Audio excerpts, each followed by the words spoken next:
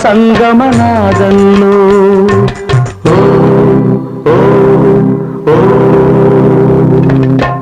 హరిహర రూపాద్వైతంలో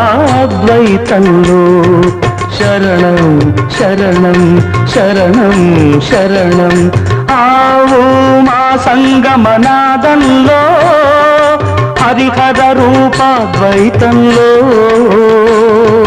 నిష్ఠుర నిగ్రహ యోగంలో